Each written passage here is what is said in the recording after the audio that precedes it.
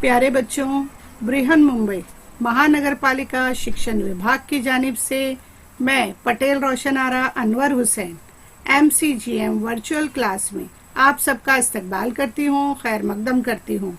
तो आइए चलिए शुरू करते हैं आज का सेशन। प्यारे बच्चों, ऑनलाइन एजुकेशन में आप सभी का स्वागत है। बच्चों, विद्यालय पाठशालाएं बंद है, लेकिन अध्ययन अध्यापन कार्य जारी है। तो आइए आज हम हिंदी सुगम भारती 5वीं कक्षा का 8वां पाठ कविता है माँ पढ़ेंगे।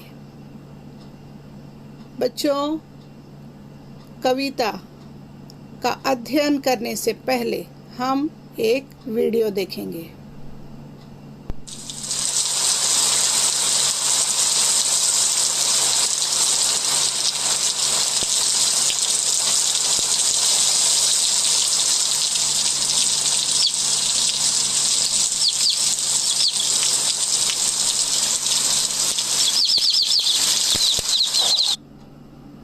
बच्चों, यहाँ आपको अनुभव हुआ होगा कि माँ क्या होती है। यहाँ आप देख सकते हैं, एक माँ अपने शिशु को अपने कंधों पर लिए खड़ी है। माँ को प्रेम व करुणा का प्रतीक माना गया है। आइए हम और भी मालूमात जानते हैं। पंछी हो, पशु हो, मनुष्य हो, माँ होती है। आपने अनुभव ज़रूर किया होगा। एक माँ दुनिया भर के कष्ट सहकर भी अपनी संतान, अपने बच्चों को अच्छे से अच्छी सुविधाएं देना चाहती है। माँ अपने बच्चों से बहुत ज़्यादा प्रेम करती है, खुद भूखी रहती है मगर बच्चों को खाना खिलाती है। माँ को दुनिया में सबसे ज़्यादा सम्मान दिया जाता है। माँ को प्रेम और त्याग की प्रतिमूर्ति भी माना गया है। इस्लाम और इतिहास माँ की कई सारी घटनाओं के वर्णन से भरा पड़ा है। अपनी संतानों के लिए विभिन्न प्रकार के दुख सहते हुए सब कुछ न्यौछावर कर दिया। माँ के कदमों के नीचे जन्नत है, ये हम जानते हैं। बच्चों, आज का हमारा विषय है माँ और कवि हैं रमेश यादव।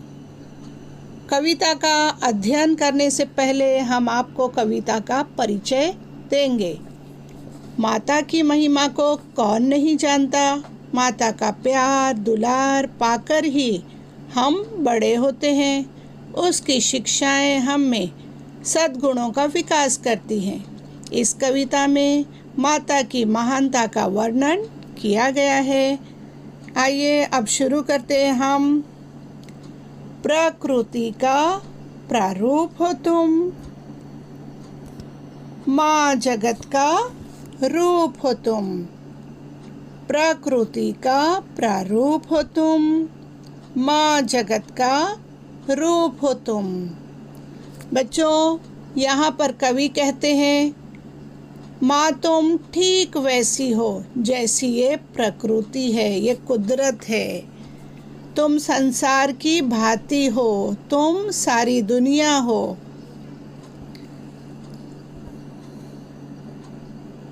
यहाँ आप देख सकते हैं एक सागर आपको नज़र आ रहा है, साथ ही माँ है एक शिशु के साथ। ममता का सागर हो तुम, समता की गागर हो तुम। ममता का सागर हो तुम, समता की गागर हो तुम। सरल सहज स्वरूप हो तुम, माँ जगत का रूप हो तुम। सरल सहज स्वरूप हो तुम, माँ जगत का रूप हो तुम। तो बच्चों, यहाँ कवि माँ के बारे में कह रहे हैं, माँ जिस तरह सागर का कोई अंत नहीं है, वैसे ही तुम्हारे स्नेह, तुम्हारे प्यार का कोई अंत नहीं है। तुम हम सबको समानता का संदेश देती हो। माँ तुम सरल हो, सहज हो और अच्छाई का रूप हो। हे माँ तुम सचमुच इस जगत का रूप हो। चलिए आगे की पंक्तियाँ पढ़ते हैं। संस्कारों की ज्योति जलाती, जीवन का आधार सजाती, ऐसी अजब अनूप हो तुम, माँ जगत का रूप हो तुम। संस्कारों की ज्योति जलाती, जीवन का आधार सजाती, ऐसी अजब अनूप हो तुम, माँ जगत का रूप हो तुम। तो बच्चों यहाँ कवि कहते हैं, माँ तुम अपनी संतानों में संस्कारों की ज्योति जलाती हो, उन्हें गुणवान और होनहार बनाती हो। जो अच्छी बातें सीखकर बच्चे बड़े होकर महान बनते हैं, वे बातें तुम ही उन्हें सिखाती हो। माँ सचमुच तुम सबसे न्यारी हो, अनोखी हो, तुम संसार की भांति हो। बच्चों आपने ये चित्र देखा होगा। इस चित्र में और एक चित्र है जो समा रहा है। देखते हैं आगे की पंक्तियाँ। माँ ब्रह्मांड स्वरूप हो तुम, माँ जगत का रूप हो तुम। माँ ब्रह्मांड स्वरूप हो तुम, माँ जगत का रूप हो तुम। यहाँ कवि कहते हैं कि माँ तुम ब्रह्मांड की तरह हो, यानी उसमें तुम्हारी ही झलक दिखाई देती है। तुम सचमुच इस जगत का रूप हो। बच्चों अब हम कविता में आए, कठिन शब्दों के अर्थ जानेंगे। शब्द है प्रकृति, कुदरत, धरती आदि। प्रारूप, उसके जैसा ही रूप। जगत, संसार, दुनिया। सागर, समुद्र, दरिया। समता, समानता, बराबरी वाली, एक जैसी, है ना। सरल, बिल्कुल आसान। सहज, स्वाभाविक, बिना बनावट वाली।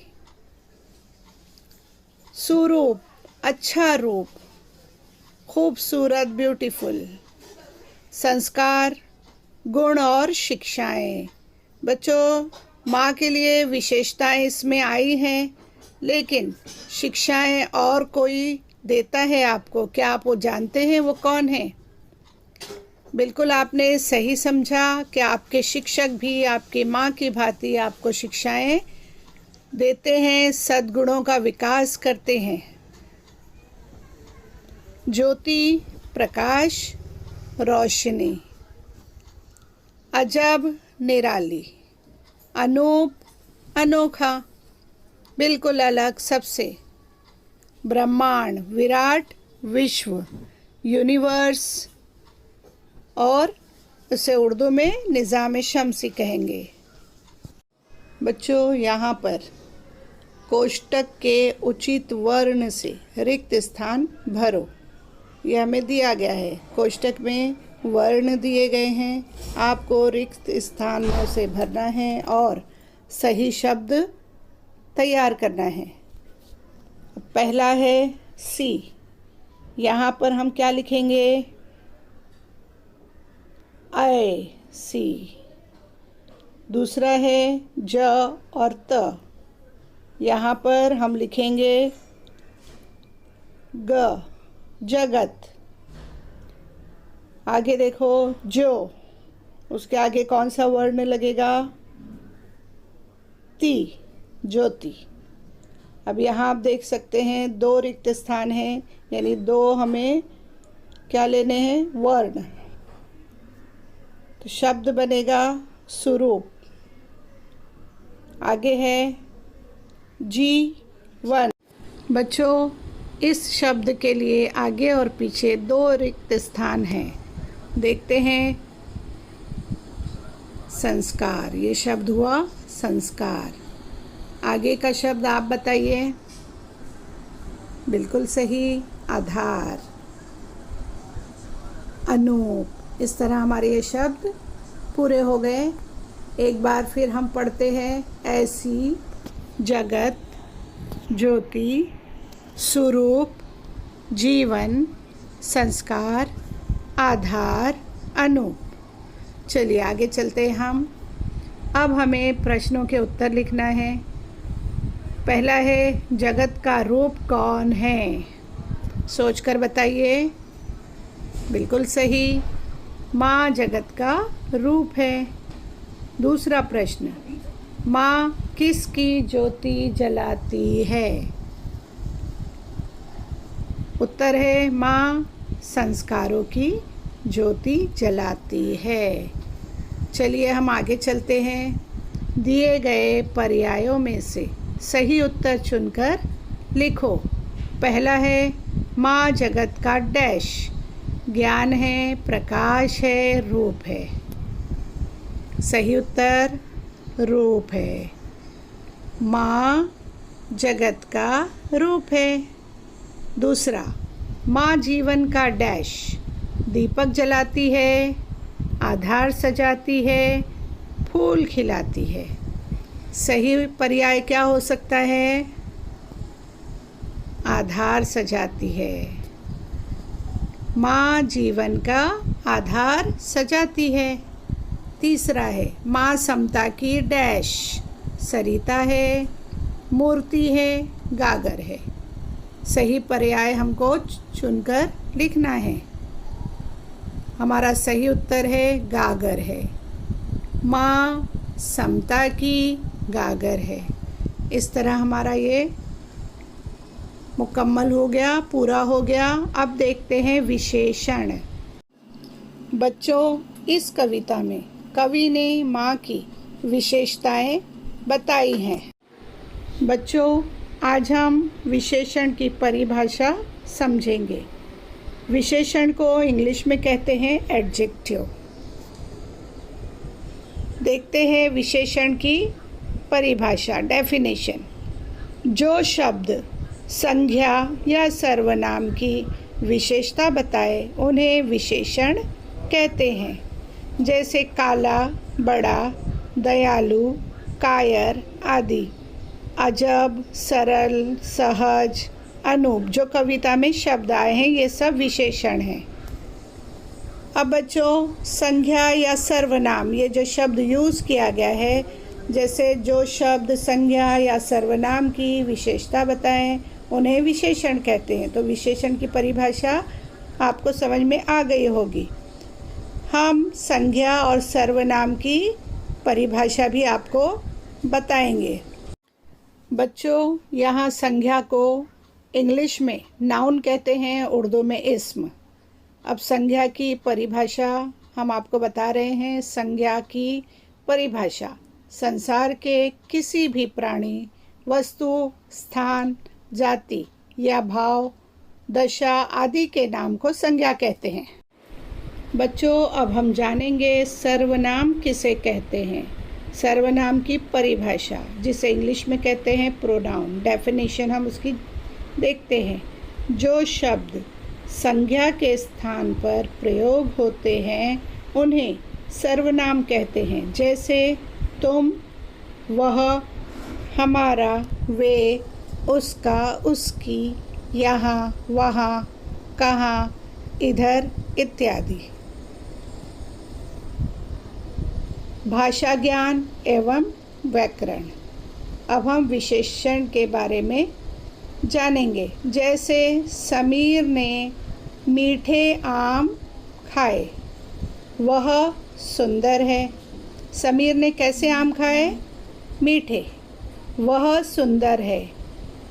पहले वाक्य में मीठे शब्द आम संज्ञा की विशेषता बता रहा है। दूसरे वाक्य में सुंदर शब्द वह सर्वनाम की विशेषता बता रहा है। इसलिए मीठे और सुंदर शब्द यहाँ विशेषण है। अब बच्चों, कविता में माँ के लिए किन किन विशेषणों का उपयोग हुआ है, आप बताएंगे। देखिए, कविता में माँ के लिए सरल, सहज, अजब और अनूप आदि विशेषणों का उपयोग किया गया है। प्यारे बच्चों, यहाँ पर कुछ शब्द दिए गए हैं और बीच में लिखा है माँ। आपको इन शब्दों का उपयोग करके 5 से 6 वाक्य बनाने हैं और उसे लिखकर अपने शिक्षकों को भेजना है, चेक करवाना है। इस तरह से हमारी पढ़ाई हमको हमेशा जारी रखनी है। बच्चों, इस वीडियो को आपको लाइक करना है, चैनल को सब्सक्राइब करना है और बेल आइकॉन का बटन दबाना है ताकि आपको आने वाले नए वीडियोस की नोटिफिकेशन मिलते रहे। इसी तरह डिस्क्रिप्शन बॉक्स में आपको जाना है और वहां पर चंद अहम सवालात है। इसी के साथ साथ वहां पर एक गूगल फॉर्म दिया गया है ताकि आपके तासुरात को हम जान सके। इसके लिए आपको गूगल फॉर्म को पूरा फिल करना है और लास्ट में आखिर में सबमिट का बटन जो है तो आप लोगों को दबाना है। उम्मीद है आपको आज का लेसन अच्छा लगा होगा और आपने मालूमात हासिल की होगी। आपने जो भी समझा है और आपको जो भी काम दिया गया है उसे पूरा कीजिए, अपनी क्लास टीचर से चेक करवाइए और हम मिलते हैं अगले सेशन में।